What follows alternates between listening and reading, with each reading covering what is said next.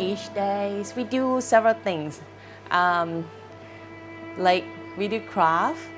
We love art. We love craft. So we most of the time we do craft. We paint. We do watercolor. We do rubber stamping.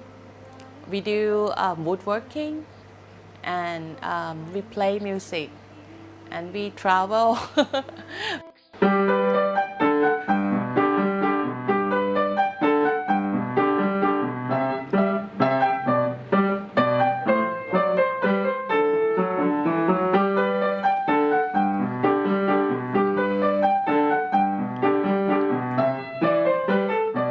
I have a small family.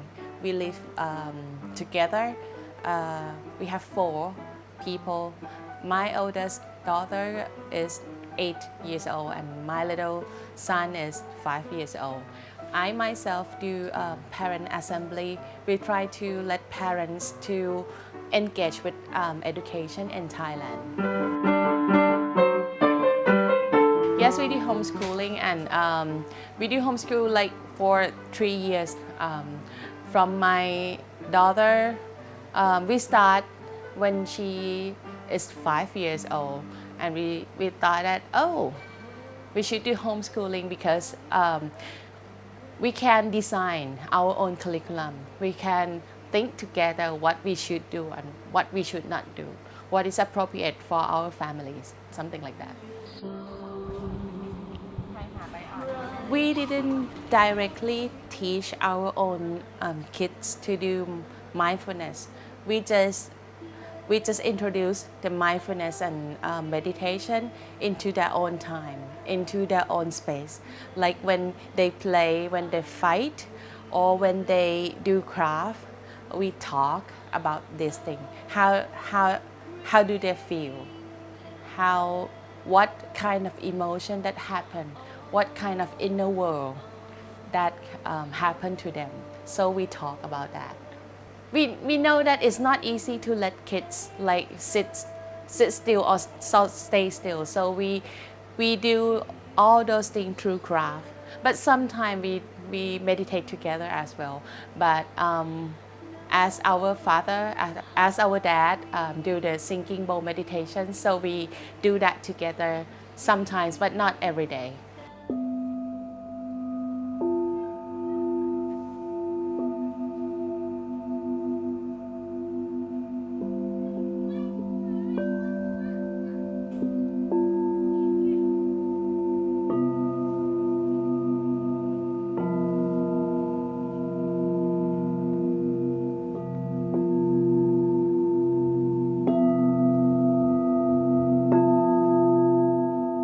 Sinking bowl is one kind of meditation, and one kind of we call it like vibrational medicine.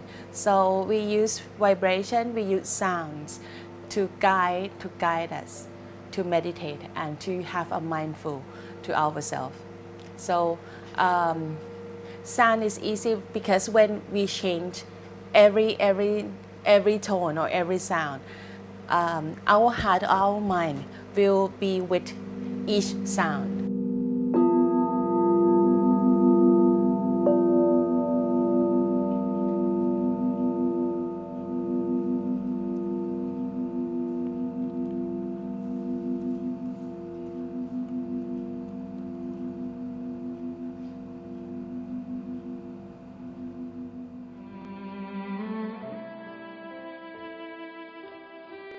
When we talk about mindfulness or meditation in our family, we will let the kids lead all those things. We didn't let them do the parents thing or let them do adults thing. So we mostly do activity with them. Close right next to me. Actually, mindfulness is really important, and we hold that in mind. So when we design like curriculum or when we living together, we hold that in mind. And when we talk to them, when we do activities with them, we will keep all those things in mind and talk to them and be a role model. because they will learn from us. They didn't learn what we teach. We know every family, when we talk to kids, when we let them do something, when we try to make them do something, they want to do. But they will do as we do. They will do the same thing as we do. So we are role model. So we hold that things in mind, hold that things in action. When we do something wrong, we say sorry. Oh, mommy do something bad. Mommy say something not good to you. Mommy hurts you. So we talk to them, and we responsible for everything, for every action that we did.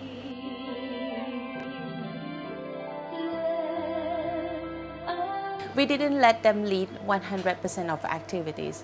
We inspire them. So when we think that something is good for them, we introduce them and we talk and we inspire them.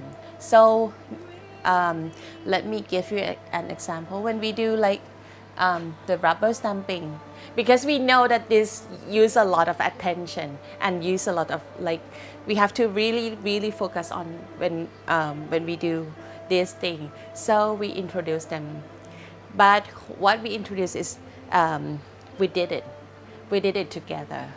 I show them how to do, and if they interested when parents show something to kids, they're always interested in what we do, but they weren't interested in what we teach, but they will interested what we do, what we did, or what are we focusing on.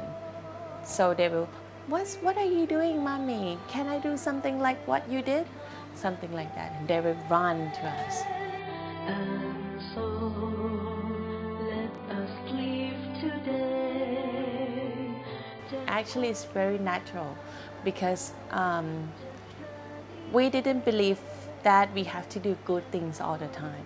We always do something wrong, and wrong or mistake is fine. We accept that we do mistake all the time, and we just know that, oh, we did something wrong, and it's okay. So we accept that and let the kid accept that too. So it's like, oh, okay, this is what we did wrong, and we accept it and we correct it next time.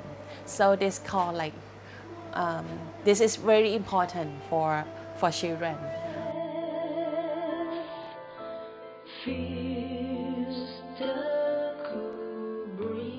The important issue for the little kids, especially for 3, 4, 5 years old, I think is we have to let them know all the feeling.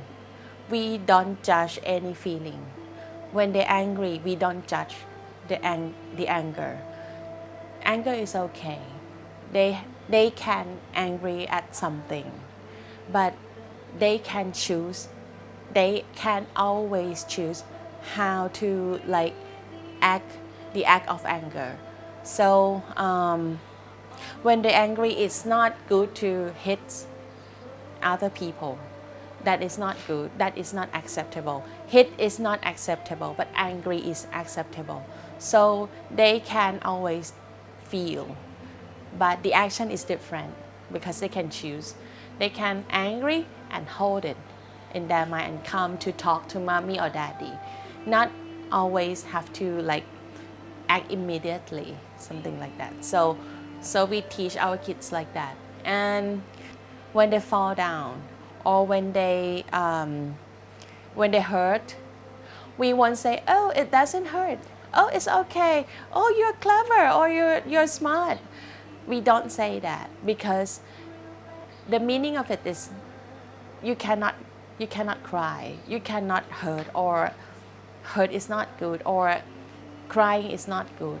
But actually it's not, because crying is the way you feel, the way you have to allow yourself to do that, because you hurt, because you feel not okay. So when we talk to our kids, we go, oh, it hurts. like how do you feel? This hurt or this big or this big or this big? Um, kids cannot say a lot of words. They will focus on action. We have example like balloon. When you're angry, is that how the anger is big, how your anger is big, this big or this big or this big. So, mommy, I feel this big, something like that.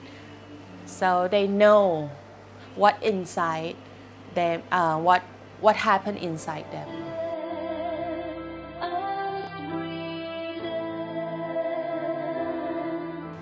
Yes, it's actually they have to aware of what happened inside. I think this is the important issue because we are very confused a lot of what is going on inside us in our daily life. Like when we angry or we disappoint or we feel itchy, like I don't like this, or disgusting. We mix it together and we call that anger. But actually it's not. We have to separate. We have to let the kids know it's different. So they will know how to react with what happened inside them. This thing we have to teach them in life. Not, we cannot teach in like school or in have a workshop, something like that.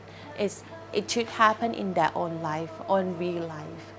So that's why we should homeschooling. So we can spend time and we can talk about all these things together.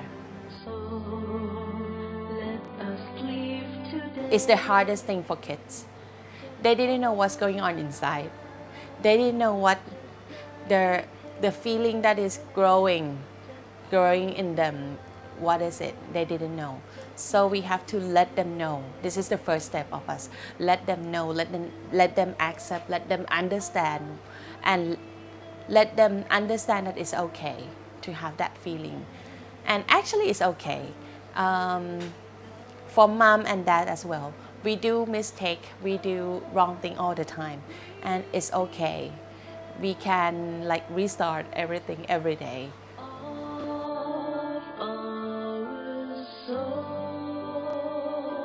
When we spend our life, we want happiness.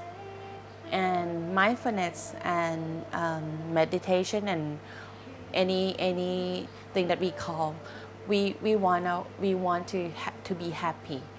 We want our family happy. We want our kids happy. So this is the tools that make them feel okay, make them feel happy, and it's the tools that make them start again and again and again. Not like when they feel bad or when they feel they cannot do something, like the kids when they feel they cannot do something. Oh, mommy, I cannot do this. This is too hard for me. It's like they will go down to the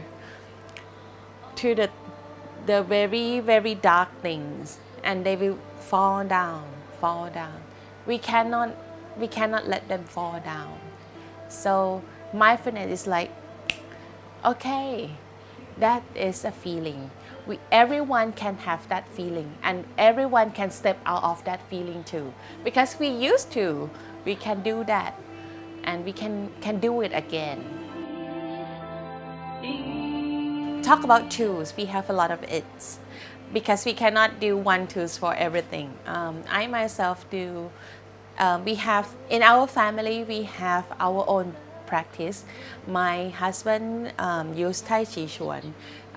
It's like a mindful true body. And I myself, I always do the guided meditation. I do the walking meditation. Craft is easy, and music. Listen to the music or listen to the singing bowl is another tool that we use in our family as well.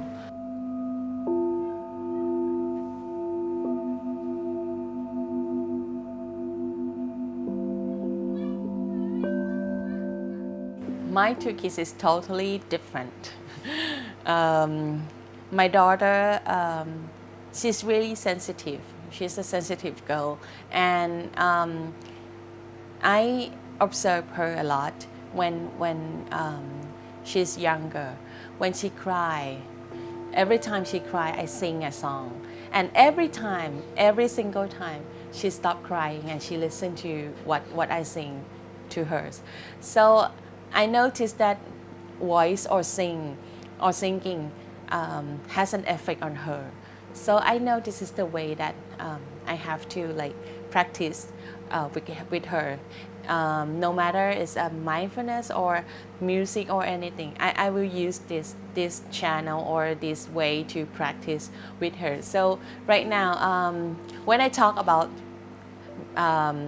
mindfulness with my daughter, she said, "Oh, I always have mindful or I always have focusing time when I play music." So right now she play piano and violin, and she's singing a song, and she's in the what does it say, in a choir.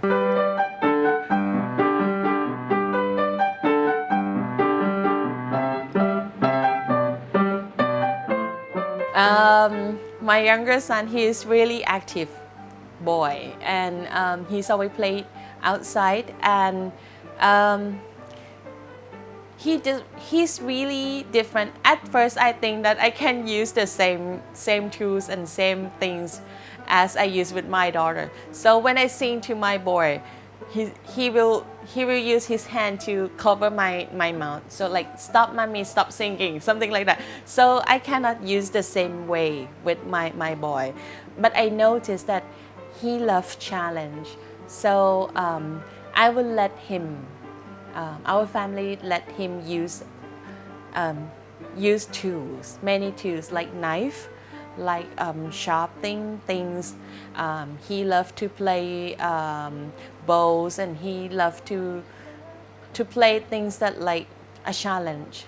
So this is the thing that we introduce to our kids. We let them know the importance of being mindful, or have a focusing on what they did. My boys love to do woodworking, so he used knife to try to do woodworking. And if when he did not focus on what he did, the knife will go and cut his finger, so he hurts. And when he hurts, he feel bad. So next time he has to more focus on what he did. So this is the way that I use with them. So right now he is really focusing on what he did.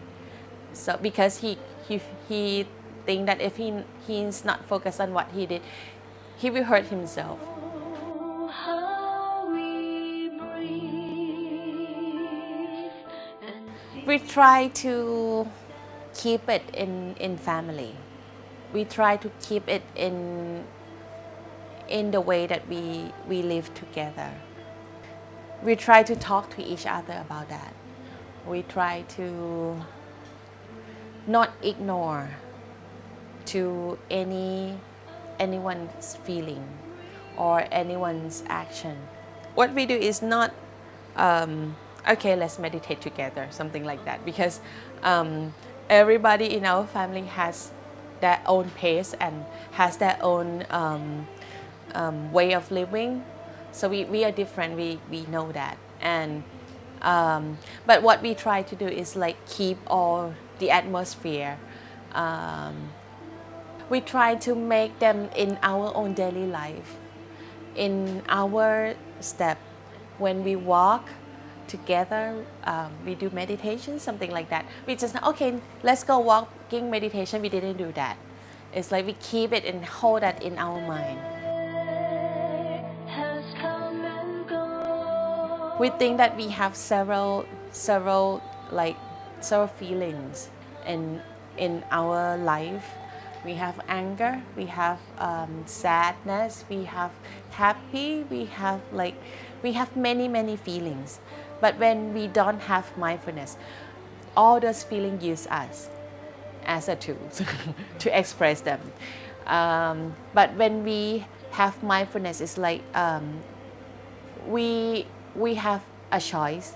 We can use all those things when we mind that we have all those feelings. So the feelings is our capabilities, like fear. Fear is our own capabilities.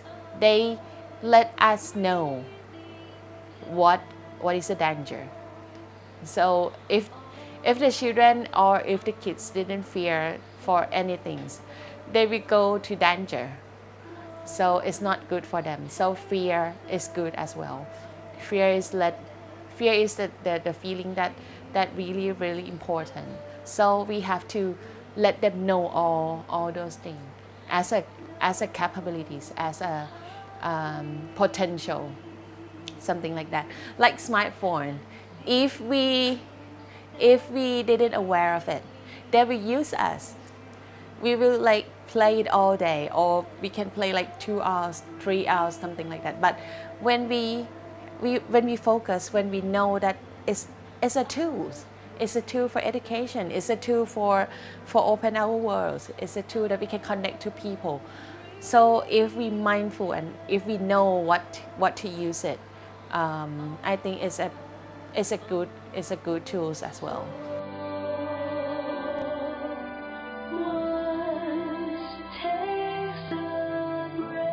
Close relationship is the hardest thing for being mindful. But when we have problem or when we fight with each other, we know, everyone know, and everyone can feel the energy that change to something that is not good. Oh, my husband is not happy right now. So we can feel that energy. We acknowledge it and we accept it. And okay, stop. And we just stop and find our own space to do what we should do. Like myself, actually, it's very funny because I always, to keep myself calming, is going to do housework, like go to sweep the floor or go to wash all the ditch, something like that. So this helped me to like calmer, and then when we are ready, we coming and talking together again.